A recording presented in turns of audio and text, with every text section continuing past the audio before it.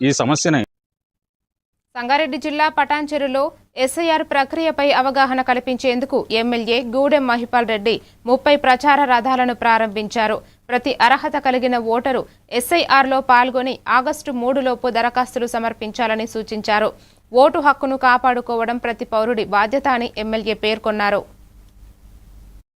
పెట్టడం జరిగింది జిఎంఆర్లో.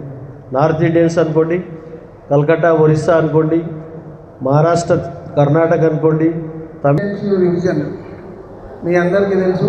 గత నెల రోజులుగా మరి మొత్తం దేశమంతా కూడా ఏదైనా చర్చ నడుస్తుందంటే ఈ ఎస్ఐఆర్ మీదనే జరుగుతుంది. మరి దాంట్లో పడిన మరి ఎస్ఐఆర్ అధికారులు కానీ చెప్పేది ఒకటే ఏంటంటే, ఎంత చేసినా కూడా మనం ఫామ్స్ ఇచ్చినాయి తప్ప రిటర్న్ వస్తలేవు. ఆ రిటర్న్ వచ్చే ఫామ్స్ మనందరం కూడా మరి ప్రతి పార్టీ కూడా కష్టపడి తెచ్చుకుంటూనే అవుతుంది. కేటీఆర్ గారి బర్త్డే ఉంది కాబట్టి ఒకరోజు సండే అయిపోయిన తర్వాత మండే ట్యూస్డే దగ్గరకు వచ్చిన తర్వాత దాన్ని టైప్ చేయాలన్న ఉద్దేశంతో ప్రతి ఒక్క బూత్ ఏజెంట్ ఏరియా వైజ్ మేము కూర్చొని 40-50% ఓట్ బ్యాంక్ ఉంది. ఆ 40-50% ఈజీగా పెరిగిపోతుంది. కాబట్టి మన నాయకులందరూ ఫస్ట్ మన ఎంబడి ఉండే వాళ్ళందరినీ కూడా పెంచే విధంగా ముందుకు పోవాలని చెప్పి